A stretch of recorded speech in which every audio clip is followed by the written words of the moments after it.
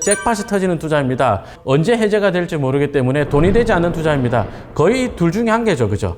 그러니까 회원님들에게 투자에 대해서 이야기를 하다 보면 같이 뭔가 도박하듯이 이야기하는 분들이 덜어 계십니다. 부동산 경기와 무관하게 오히려 부동산 경기가 안 좋을 때 남들은 손해를 보는데 우리는 수익을 냈습니다라는 이야기. 이렇게 따라하면요. 굉장히 리스크가 작은 투자가 될 수도 있습니다. 그럼 이 땅은요.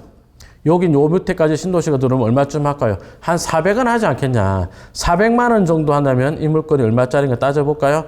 400이라면 4, 30이 12억 하네요. 그죠? 12억 정도면 지금 요게 한 취등록세 다 해서 6억짜리 물건을 치면 거의 2배 정도 오르고 실투자 대비는 5배 정도, 5배 가까이 오르는 금액입니다. 맞죠? 보유기간 얼마나 걸릴까요? 안녕하세요. 강남역 1분 출구 1분 거리 김종률 아카데미 원장 김종률입니다. 이번 시간에는 개발제한구역 투자법이라는 이야기를 하나 해보도록 하겠습니다. 여러분들 개발제한구역 투자를 하는데 어떤 생각이 듭니까? 개발제한구역이요 해제가 되어서 신도시가 돼서 잭팟이 터지는 투자입니다. 개발제한구역이요 언제 해제가 될지 모르기 때문에 돈이 되지 않는 투자입니다. 거의 둘 중에 한 개죠. 그죠?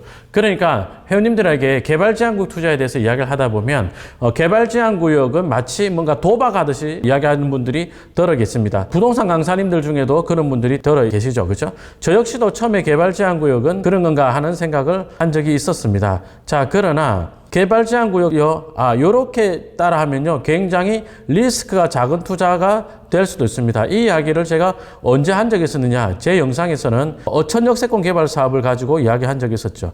이 일대 농지들이 그죠? 부동산 경기와 무관하게 오히려 부동산 경기가 안 좋을 때 남들은 손해를 보는데 우리는 수익을 냈습니다라는 이야기 했었습니다. 소득세를 내고도 실투자 대비 3년에 2배 정도 났습니다라고 했습니다. 그러니까 매입을 하면서 60% 대출을 받았고 그리고 그 나머지 실투자에 대해서 수익이 그만큼 났습니다. 여기 개발제한구역 산 것이 어찌 됐어요? 개발이 됐어요? 그 다음에 개발제한구역 해제를 하고 신도시 지정을 했어요? 그런 적 없죠. 다만 어천역에 들어오면서 어천역세권 개발 사업을 하겠다라고 하면서 이쪽으로 보상을 하면서 옆에 신도시를 만들게 되고 역도 개통을 하게 되니 다음 내 차례네 하는 그런 기대감을 가지고 땅값이 올라갔습니다 라고 이야기를 했습니다. 맞죠? 예, 이런 개발제한구역 투자법이다. 이런 것들은 주택경기라든지 리스크라든지 이런 것들을 굉장히 줄이고 할 수 있겠죠. 그죠? 그런 것과 무관하게 할 수 있는데 자, 딴 단계 보도록 하겠습니다. 실제로 지금 영상을 찍는 2024년 10월 26일 토요일 이 시점에 네이버에 매물 올라온 것을 보면서 한번 이야기해 보기로 하겠습니다. 자, 그러면 이 물건은 여전히 개발제한구역이고 지목은 전답이라고 하겠습니다. 그런데 그 주변으로 신도시가 많이 들어서게 된다면 그때는 땅값이 어떻게 변하느냐 하는 이야기를 한번 해보기로 하죠. 자, 여기 보면은 여기에 부천 옥길 공공주택지구가 있고 옆에 땡땡지구가 있고 옆으로는 광명시흥 공공주택지가 들어올 예정입니다. 자, 그 사이에 이런 동네가 있네요. 여기 보면 여기 일종 일반 주거지역, 칠학지구였던 일종 일반 주거지역들은 생략을 하고요. 그 다음에 이 물건은 땅값이 너무 비싼데 지목이 대라서 그런 거니까 비교하지 않겠습니다. 여기 지목이 전인 땅 사전 있죠. 사전 이 땅 봤더니 평당 700에 매매가 나왔습니다. 매매가 700에 나왔다고 하니까 시세가 700이라고 보는 것은 좀 어렵겠죠. 그러나 매매가 700에 나왔으면 시세는 한 500은 안 하겠나 이 정도만 낮춰서 이야기해 보겠습니다. 자, 그럼 이 물건이 왜 평당 개발제한구역인데 왜 500이나 하느냐? 요 인근에 보니까 요 바로 앞에 요 거리를 한번 재볼까요? 여기서 여기까지 거리를 114m라고 하네요.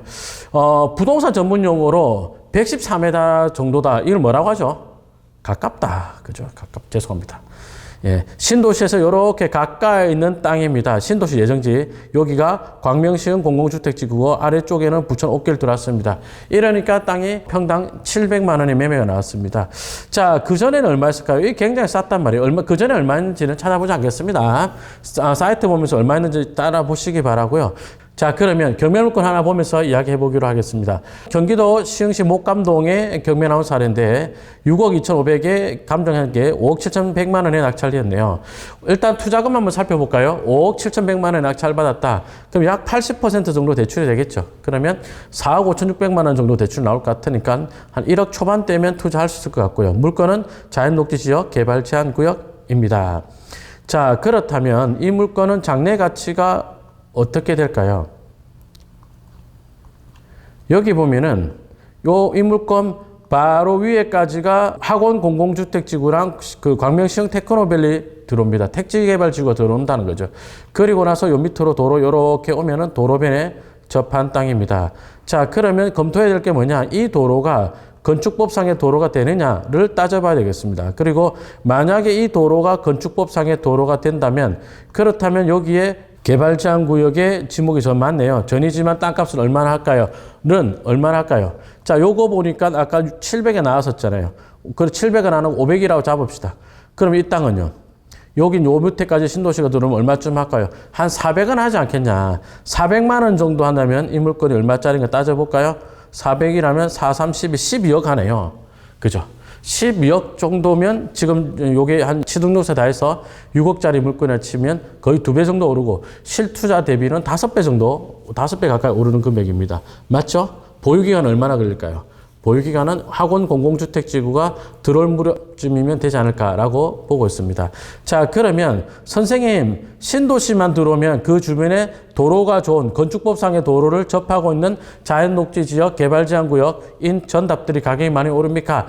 예, 잘 오릅니다. 왜 잘 오를까요?